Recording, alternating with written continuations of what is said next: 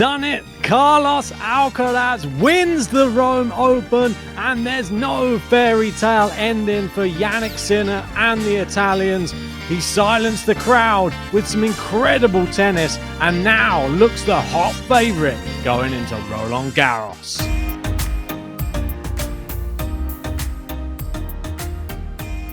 That's right, and before we go anywhere, smash a like, subscribe. Let's get stuck into this. Carlos Alcaraz is the Rome Masters champion, and it's only the second time he's played the event. He beat Jannik Sinner, ending Sinner's 26-match winning streak, defeating the world number one 7-6, and it was 7-5 in the tiebreak and 6-1 in the second to win the Rome Masters for the first time. He's now won his last 4 matches versus Jannik Sinner. 7th career Masters 1000, 3rd title in 2025, and Sinner's first straight sets loss since 2023. He is officially the man to beat on the clay courts. That, if it wasn't official before, it definitely is now. This match, well, it sort of all hung on that first set, didn't it? This is how it played out. It was just like you could put it on a knife edge, really. Either player could have won that first set, and Jannik Sinner having 2 set points on Alcaraz's serve at 15-40 in that first set. He's got to be frustrated about how it turned out, because if he'd have taken that first set, we never know what might have happened. He may have got more energy, because Alcaraz winning that first set sucks the life out of the whole entire stadium, and that was all she wrote after that. Jannik Sinner showed a little bit of fight in the first game of the second set, but it wasn't enough, because Alcaraz still won that game, and then the wheels fell off for Jannik Sinner, in all honesty. He didn't seem to be able to handle how good Carlos Alcaraz is with his movement, his recovery skills, and you didn't see many winners from Jannik Sinner today. I'll show you the statistics here on the screen, but winners to unforced errors. Jannik Sinner, only 7 winners in the entire match, 31 unforced errors, and Carlos Alcaraz, 18 winners, but 32 unforced errors. So over double the amount of winners. And it was just the way that Alcaraz played to his own strengths in this final. He didn't get drawn in to Jannik Sinner's way of playing. He just allowed Jannik Sinner to hit through the ball when he wanted to, but he was always there. He was sliding around, just keeping the ball back in play until he found his own moment to strike. And I thought he was much more clinical than Jannik Sinner today. Jannik Sinner, maybe a step too far. He obviously beat some good players on his way to the final, but this is just another level when you're coming up against Carlos Alcaraz on a clay court, especially the way he's been playing. JG got it right. Give him a shout out. He said Carlos Alcaraz will win this final, and it proved to be the case. I thought Sinner might do it. I was looking for the fairy tale with Paolini, who also won the doubles earlier as well. It wasn't the Italian clean sweep. Instead, it was the 2 underdogs. Like, it's crazy to think Alcaraz is an underdog in a clay court final, considering his record on clay. And with that victory, players to win all 3 current clay court masters, Monte Carlo, Madrid and Rome, in their careers. We've got Nadal, Djokovic and Alcaraz. It's a little bit of a short list there. There's more stats to go through as well, because it is his 19th title, his 40th top 10 win, and he's 15-1 on clay in 2025. 7 Masters titles at 22 years old.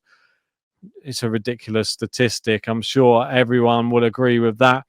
Just to look at some of the other titles Carlos has won on clay at 22. You can see there, Roland Garros once, Madrid twice, Rome once, Monte Carlo once, Barcelona twice, and Rio once. Not too bad, says Jose Morgado. Well, I think that's a big understatement.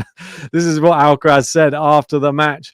He said, I'm really happy to see Jannik back at this amazing level. I'm sure it wasn't easy for him coming from 3 months without playing. First tournament he plays, he reaches the final of a Masters here in Rome. It's something insane. I have to congratulate him for the great work, for his team as well. Super happy to see them around again. And they shared a nice moment afterwards. Jannik Sinner came to his side of the net, shared a nice hug between them. They both have great respect for each other, a lot of love. And Jannik Sinner knows when he's been beaten by the better man. And he definitely was beaten by the better man today. That was Carlos Alcaraz. Like Scott Barkley says here, I swear Alcaraz just plays a different sport than his opponents when he's like this. Different breed of tennis. Yes, I would totally agree with you there, Scott Barkley. Some of the stuff he was doing on the court today just to keep the rallies going was incredible. And I thought it was very fitting that he ended the second set and the match the same way he won the first set as well. There was a short ball or like a drop shot, and then he's there to cover the net just to do the volley when Jannik Sinner tries to go cross court. It was brilliant. Yeah, I mean, the outstretched arm, it was well orchestrated. He didn't do many net points, but when he did them, it really mattered and it counted. And he's won the Rome title. And another amazing statistic here for Alcaraz is 11 wins, only 1 defeat in Grand Slam and Masters 1000 finals. 7-1 in Masters 1000s, but he had match points versus Djokovic, and 4-0 in Grand Slams. Absolute freak. Run out of words to describe Carlos Alcaraz. But this is just something that's exciting moving forward. We can look at this tournament and we can say Alcaraz did just enough all the way through the tournament and then always turned it on in the business end. But when he got to the final, he really shored himself up. He didn't play as erratically as he had done throughout the tournament. He really was more consistent with a lot of his play and wasn't risking too much. Only on some of the big moments, and it paid off. So, and he saved set points in the process.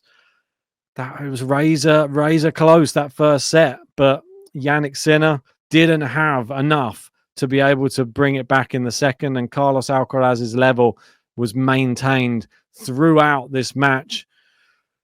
I think it's still a positive, though, for Jannik Sinner coming back, like Alcaraz said, to get to the final of a Masters in your first tournament back after 3 months off. He's got to be very pleased with his performance, especially some of the performances he put in this week, but maybe too much too soon. He'll certainly be looking to get a win back over Carlos Alcaraz, seeing as he's now lost the last 4 in the ATP. He obviously won the 6 Kings Slam, which was a massive payday, but it doesn't go down on the record of anything more than just an exhibition, despite the huge prize money. Let me know in that comment section, what did you make of the match? Did it play out the same way you thought? Was Sinner underwhelming, or was Carlos Alcaraz just too good? And what does this mean going into Roland Garros now? Does Carlos Alcaraz look like the big red-hot favourite? Or do you think Jannik Sinner, his level, only playing his first tournament back, did it impress you so much that you think with a few more matches, he's going to be even better come Roland Garros? I want to hear your thoughts, so tell me in the comment section. But one last time, big congratulations to Carlos Alcaraz. An absolutely incredible performance. He's still ticking off the boxes at such a young age. What a phenom he really is. So well done to him. Well done, JG, for the prediction. And join us later. I'm sure we'll be doing some more podcasts, wrapping up all of the Rome action.